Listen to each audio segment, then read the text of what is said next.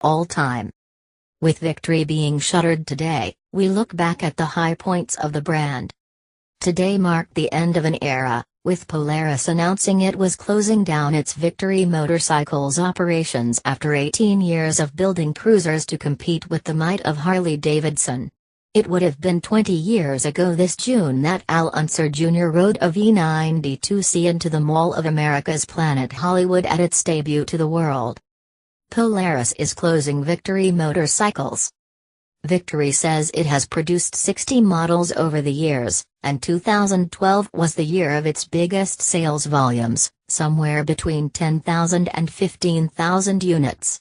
However, the cruiser market is relentlessly competitive, and with continual developments from Harley and the reintroduction of Indian from parent company Polaris, the business case for Victory had dwindled.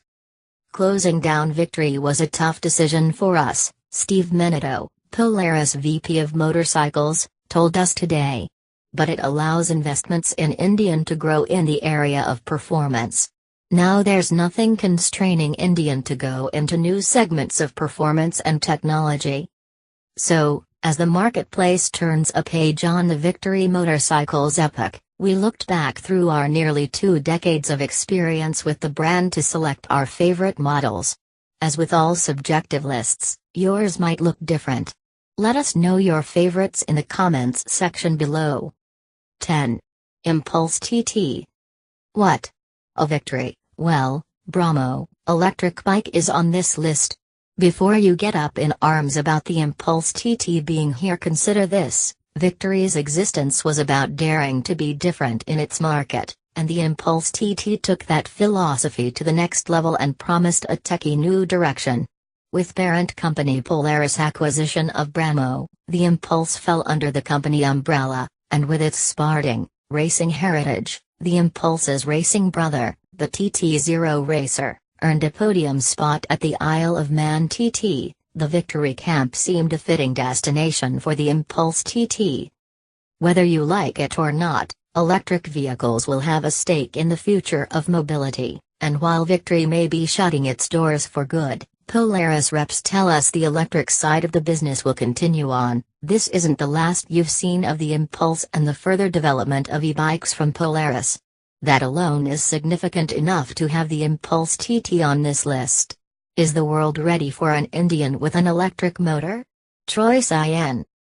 9. Gunner. With our official Victory fanboy, Evans Brassfield, out attending a top-secret Moto Media function, we're putting together this list without input from our cruiser regular. But in his first ride review of the $12,999 Gunner, Brassfield scored the bare-bones bike an 88%, which is commendable considering the bike's lack of modern electronics. But this is exactly the bike's attraction, an analog motorcycle in a digital world. What the Gunner also had going for it is character, an attribute of most Victory models, but especially so with the Gunner. Says Brassfield, Victory has created a stylish and capable cruiser with tons of attitude and a fit and finish that belies its low, for big-inch cruisers, price. While you don't get any bells and whistles, like color options or ABS, $12,999 buys a big twin with plenty of attitude, performance, and comfort. Tom Roderick. 8. Crossroads. Essentially a cross-country sans batwing fairing and radio, the Crossroads was a simpler yet very capable tourer for those wanting less frills. The powerful 106V twin is one of our favorites, but more impressive was the overall package surrounding that engine. A well-dialed suspension, good brakes, and comfy ergos for a variety of body types were things we didn't expect from the Crossroads, allowing us to get out our sporty urges every now and then during our leather baggers shootout of 2014, where the CR went up against the Triumph Thunderbird LT, Harley-Davidson Heritage Softail Classic, and Indian Chief Vintage. Even more surprising was the Crossroads victory, pun intended, in that test, due in large part to the bike's overall balance. Ultimately, the Crossroads lost out in sales to its fairing-equipped cross-country brother, eventually resulting in the axe for the Crossroads. Troy Cyan. 7. Vision. The old saying ahead of its time applies to the 2007 Victory Vision as well as to almost any motorcycle. The sheer audacity of its George Jetson styling immediately threw the staid touring bike audience for a loop, and unusual, modern, engineering touches like moving the gas tank forward and building the whole thing on an advanced aluminum frame provoked even more caution from the intended audience. Which is a shame, because this is one fine cruising cruiser, with its smooth-running counterbalanced twin, sweet handling, rattle-free chassis and proverbial plush accommodations. By 2010, Victory produced this Vision 8-ball, slammed, blackened and precursing the current bagger explosion. But it was all for naught. Vision sales never approached lackluster, and Victory refocused its main effort into the more traditional crossroads and cross-country bikes. We could be wrong, but if any Victory is collectible, it could be this one. John Burns. 6. Kingpin.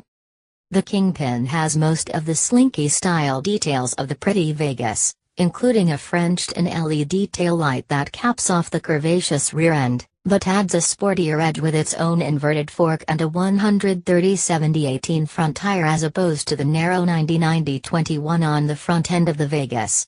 The Pin therefore was sharper handling and better balanced at all speeds than the chopper-esque Vegas, even if its bulkier fenders added a few extra pounds. When equipped with a windshield and bags, the Kingpin could be transformed into a mile-munching touring cruiser, with roomy floorboards never cramping legs. Kevin Duke. 5. Hammer. Victory introduced its first power cruiser, the Hammer and Hammer S, in 2005. The Hammers were also one of the first Victory models to jump in early on the huge rear tire trend, wearing a 250/40/18. For the occasion, Victory invited the Moto media to Austin, Texas, where we spent a day enjoying the undulating features of Texas Hill Country and gorging ourselves on Texas barbecue. One of the tastiest Victory press launches we ever attended. The Hammer presents a mixed bag of improvements, summarized Sean Alexander in his 2005 Victory Hammer and 8-ball intro report. Its fit and finish are outstanding, and the new Freedom 106 power plant should be standard on all of Victory's motorcycles. However, this bike is really more of a styling exercise than a true rider's motorcycle. Tom Roderick. 4. V92C. Polaris Industries presented its motorcycle calling card in the late 90s with a prototype cruiser dubbed the V92C. Production began in late 1998 with consumer bikes coming to market as 1999 production models. Victory's first motorcycle was a praiseworthy effort but a long way off from challenging established cruiser champion, Harley-Davidson, which is easily gleaned from our 1998 report on the V92C. It's hard to not get swept up in the excitement of a new bike manufacturer on the market, we wrote back in the day. When the lights go down and there's a big show on the center stage, anything looks hot and sexy. But when the balloons lose their helium and the janitor comes through with the mop, reality sets in. The Victory just doesn't have anything to set it apart from the other cruisers on today's market. Taking design cues from vintage cruiser bikes, cars and aviation styles is not new to this market. Tom Roderick. 3. Octane. There was a lot of anticipation when Victory unveiled the Project 156. Built in conjunction with Roland Sands Design, the P156 was built to tackle one of America's last great races, the Pikes Peak International Hill Climb.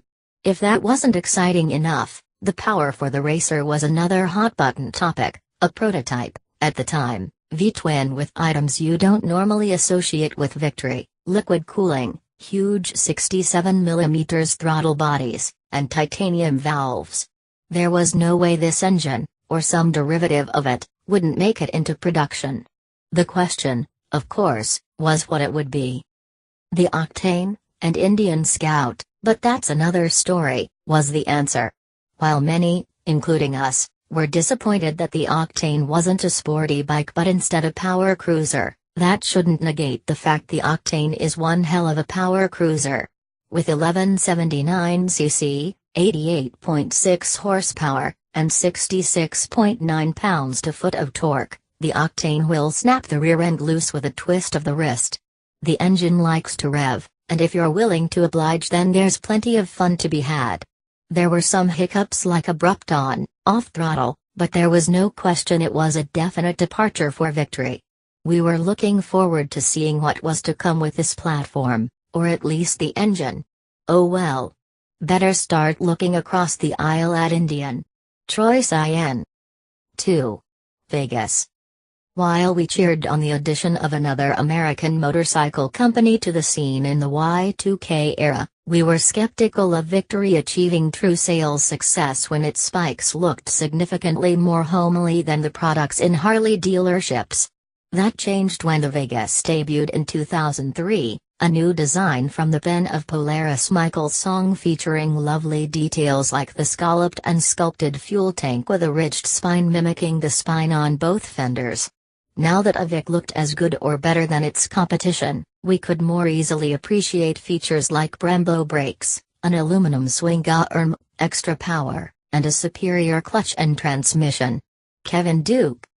1. Cross Country. New for 2010, Victory's Cross Country was built to go head-to-head with a certain other American manufacturer's bagger, complete with frame-mounted fairing, with sound system, hard saddlebags and not a lot else save for that ubiquitous 106 cubic inch V-twin. Well, it also had a much better chassis than its main competitor, aluminum rather than steel, complete with 4.3 inches of rear suspension travel. Later it would evolve into the excellent CC Tour Deluxe pictured above, complete with trunk, cruise control and all the rest of it, but all the CCs were superb, bulletproof long-distance motorcycles. The original CC was good enough to be our Cruiser of the Year in 2010. It won out over an HD Street Glide and a Yamaha Naystar in this 2011 comparison. And Ick Duke enjoyed an epic jaunt to Sturgis on this special Corey Ness Signature Edition. John Burns.